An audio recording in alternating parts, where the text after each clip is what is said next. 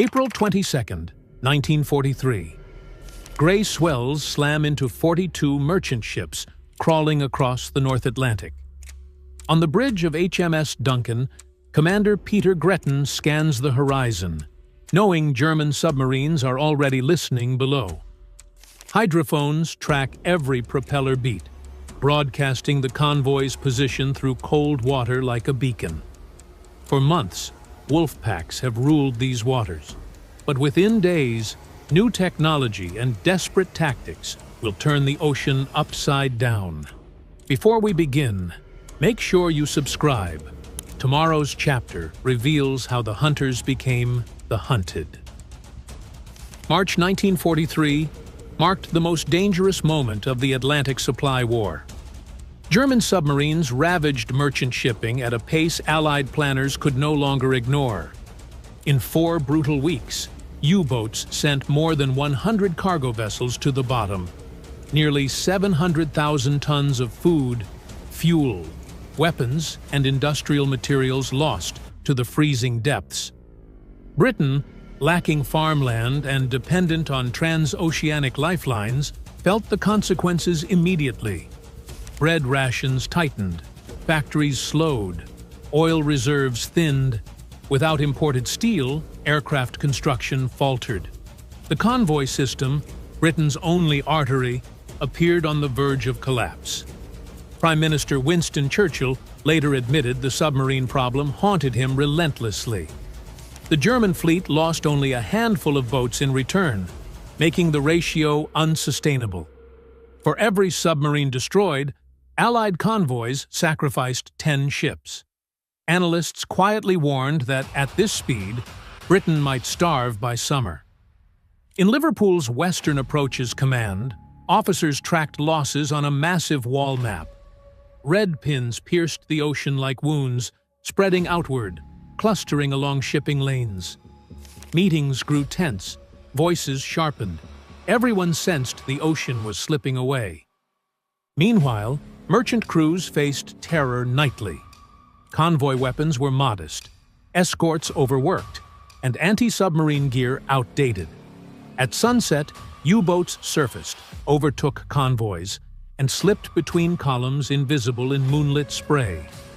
Survivors spoke of explosions erupting without warning, of tankers splitting cleanly, flames racing across oil slicks, and men hurled into black water with only minutes to live. Radio silence policies meant damaged vessels drifted alone. Merchant sailors, the lifeblood of the supply chain, began referring to their route as the graveyard run. Germany had momentum, and the Atlantic seemed poised to swallow an empire. To understand why the convoys suffered so brutally, one must examine the German strategy beneath the waves.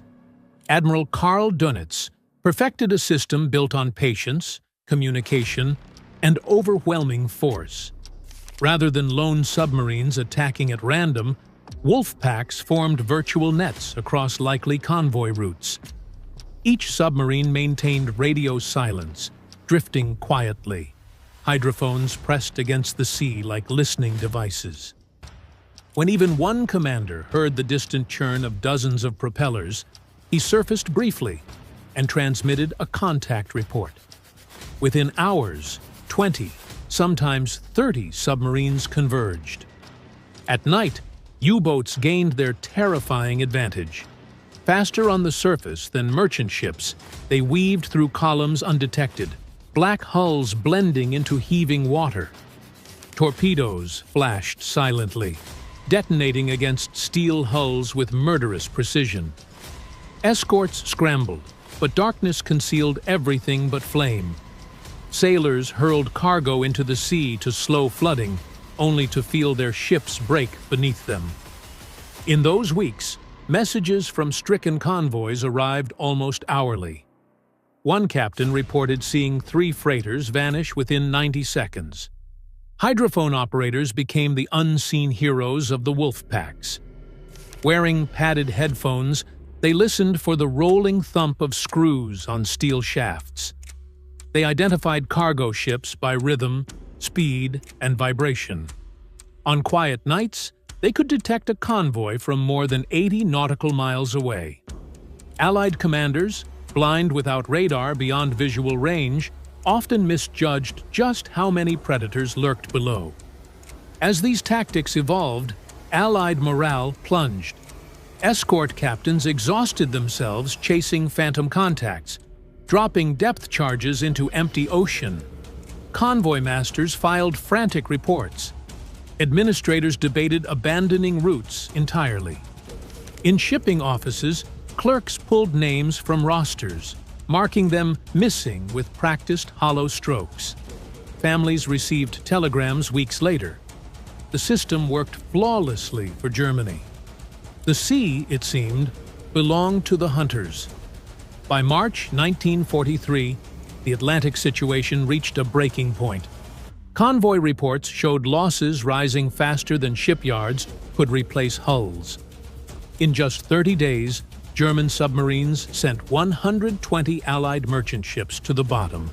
Nearly 700,000 tons of food, fuel, and raw materials swallowed by the ocean. Logisticians stared at graphs that dipped lower every week. Britain relied on imported grain, oil, machine parts, even uniforms. With warehouses thinning, panic crept into cabinet meetings like fog along a quay. Prime Minister Winston Churchill, often stoic in crisis, confessed later that the submarine threat frightened him more than any bomb falling on London. In cramped war rooms, staff traced red pins across convoy routes. Some shipping lanes looked like bleeding wounds. Every delayed convoy meant factories grinding to a halt and kitchens emptying by the spoonful. Millions of civilians unknowingly stood at the edge of hunger. Meanwhile, Admiral Dönitz celebrated. Wolfpack strategy matured into a deadly rhythm: contact, converge, attack from multiple directions, retreat before escorts organized. Submarines savored the darkness, sometimes launching torpedoes at silhouette alone. Their commanders boasted of convoys shattered, escorts chasing shadows. From Berlin, resources poured into submarine pens, welding more steel hulls under thick concrete roofs impervious to bombs. Merchant sailors, mostly civilians, bore the cost. They slept in shifts knowing a torpedo could flash through the hull like a fist through paper. Many ships carried fuel. Explosions lit the sky brighter than flares. Survivors clung to debris, teeth chattering in freezing water, watching their lifeline fade into smoke. Letters from naval officers grew grim.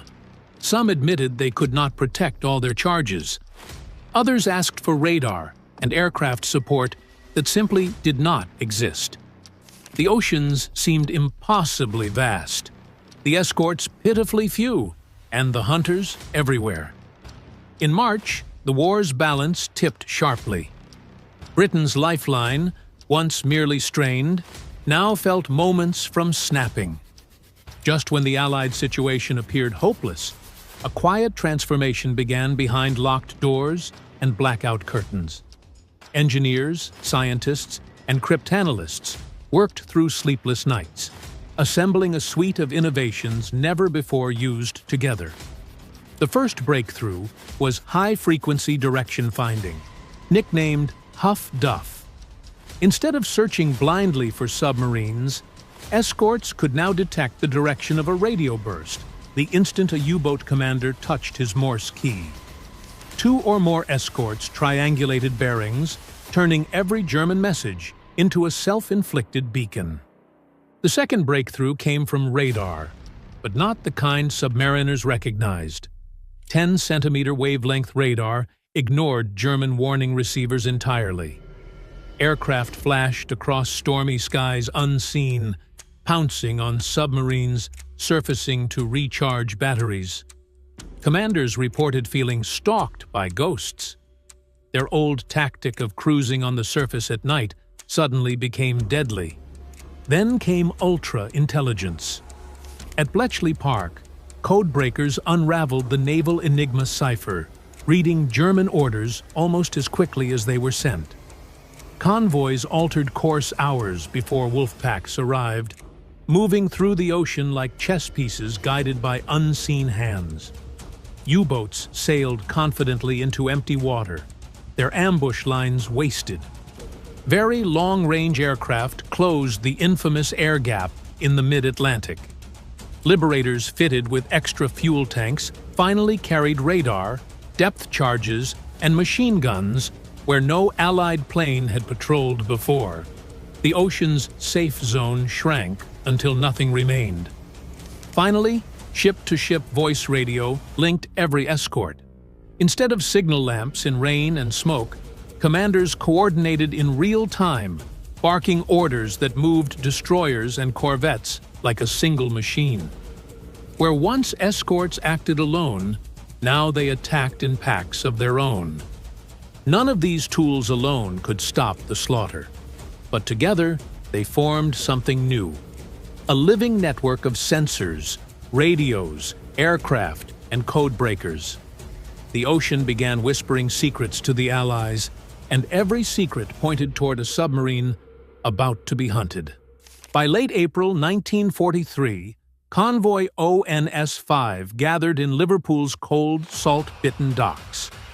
42 merchant ships formed 12 columns, bound west to North America to collect precious cargo.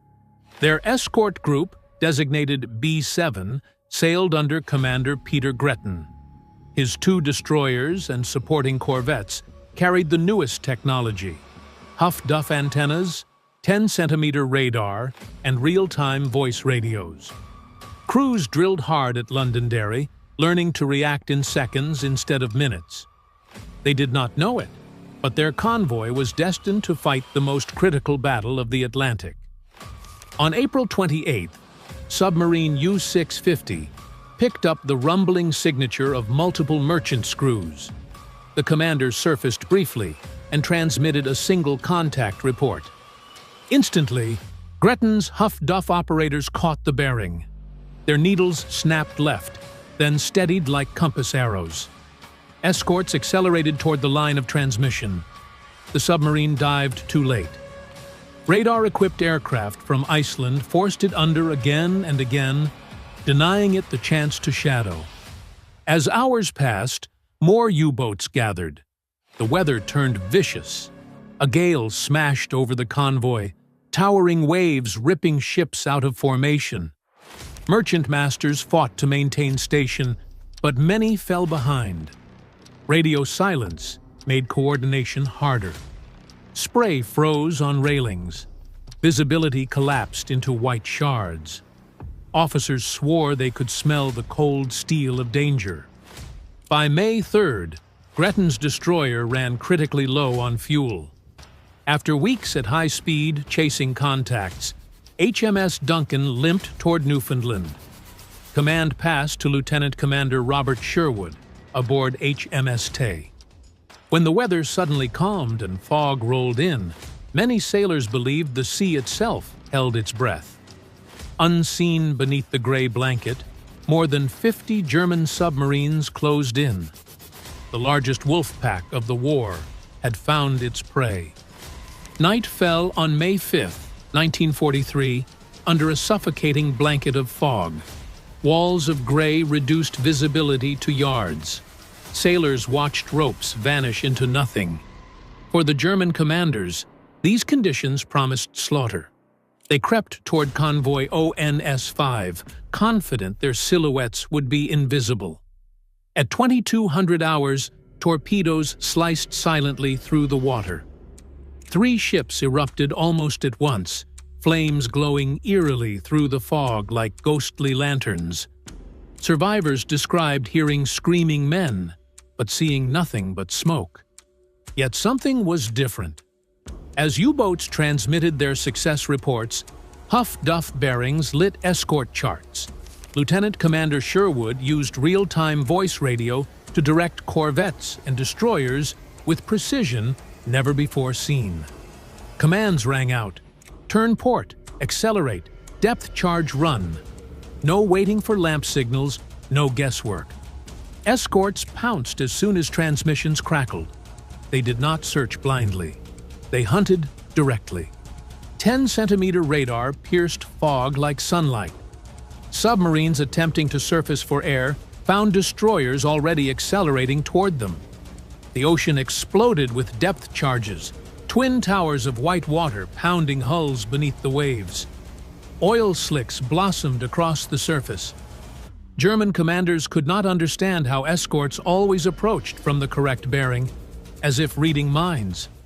Support groups arrived, bringing fresh fuel and explosives. Escaping U-boats rose to periscope depth,